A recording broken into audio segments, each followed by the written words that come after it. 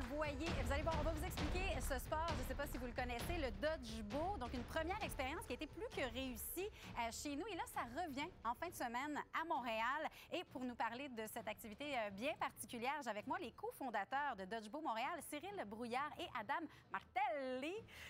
Allô, les gars! Bonjour. Donc, écoute, d'abord et avant tout, je ne connaissais pas le dodgeball, je vous l'avoue bien franchement. Donc, qu'est-ce que c'est que ce sport, activité? C'est un sport? C'est un sport. C'est un en fait, sport? Le dodgeball, c'est entre le ballon chasseur et le paintball, OK. mais avec des arcs et des flèches et de l'équipement fait exprès. Donc, on ne va pas tuer qui que ce soit et on va jouer sur le même mode de jeu. Paintball, ballon chasseur, entre les deux, et 10 contre 10, et c'est parti. On trouve ça où? On peut jouer à ça à quel endroit? Dans toutes les régions du Québec ou à Montréal? Présentement, on fait des événements au Cégep du Vieux-Montréal, juste à côté du métro Berry-UQAM. Et l'idée, c'est qu'on fait quelques événements la fin de semaine pendant les prochaines semaines. Et l'idée à long terme, c'est d'ouvrir vraiment un centre permanent à Montréal.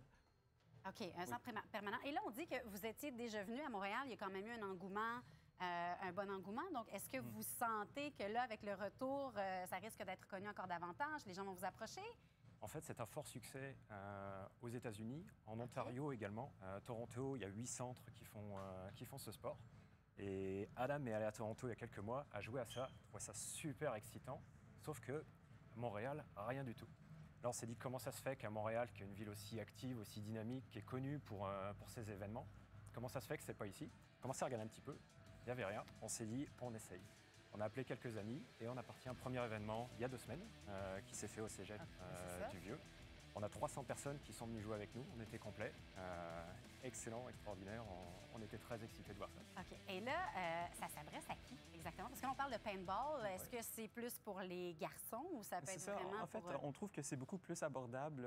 Il y a un plus gros marché. On était assez quand même surpris et aussi content de voir qu'il y avait beaucoup de femmes aussi qui sont venues jouer. Environ 35 des joueurs qui sont venus aussi.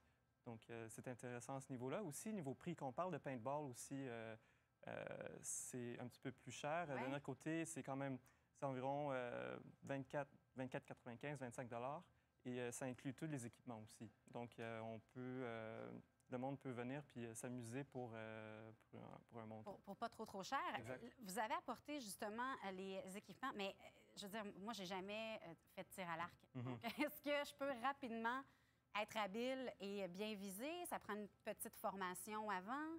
Mais en fait, c'est ça. Une autre partie intéressante, c'est que la plupart des personnes qui sont venues nous disaient ça fait très longtemps qu'on voudrait essayer le tir à l'arc, mais on n'a pas joué avant. On n'a jamais utilisé un arc, une flèche. Puis on trouve vraiment que c'est vraiment une bonne opportunité pour l'essayer pour la première fois. On donne des séances de formation au début et par la suite, je dirais, durant la session de jeu qui dure à peu près 50 minutes, on apprend assez vite. Puis, Est-ce que ça fait mal? Ça fait pas mal du tout. Là, c'est une question de fille. Mais... Non, c'est une des différences avec le paintball. Tu ne vas pas repartir avec des bleus après une séance de jeu. En fait, tu vois, on a de la mousse ici qui est vraiment toute douce. OK, oui. C'est du matériel qui est fait exprès pour l'activité. Et on a des arcs qui sont calibrés à une force de manière à ce qu'on ne se fasse pas décoller lorsqu'on reçoit une flèche. OK. Donc ça se fait très bien. Si vous regardez un petit peu les vidéos, vous allez voir que ça se joue bien. On a de toutes les shapes qui viennent jouer avec nous. On a eu des toutes petites filles qui étaient là et qui tiraient super bien. Ça a été super intéressant. Ça fonctionne très bien. Et là, vous espérez quoi? Parce que là, comme vous l'avez dit, c'est tout nouveau. Ça vient des États-Unis, de l'Australie aussi, oui, où là-bas, c'est très populaire. Absolument.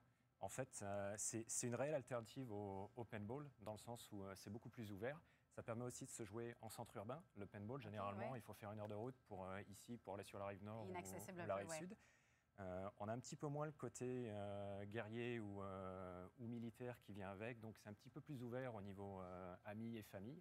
Et ça se joue très bien. Donc, les gens viennent une fin de semaine et viennent jouer 1 heure avec nous. Ça se passe à merveille. Wow! Donc là, j'imagine que vous espérez que ça va faire des petits. C'est les deux que vous avez amené ça ici à Montréal. Donc, écoute, je me fais un devoir de découvrir ce que c'est que le dodgeball parce que j'imagine qu'avec des adolescents, ça doit être très, très populaire. Et j'en ai quelques-uns à la maison. Merci beaucoup, les gars, honnêtement, d'être venus nous faire découvrir le dodgeball. Et moi, j'en profite pour vous souhaiter une excellente fin de journée. On se retrouve demain matin, 7h30.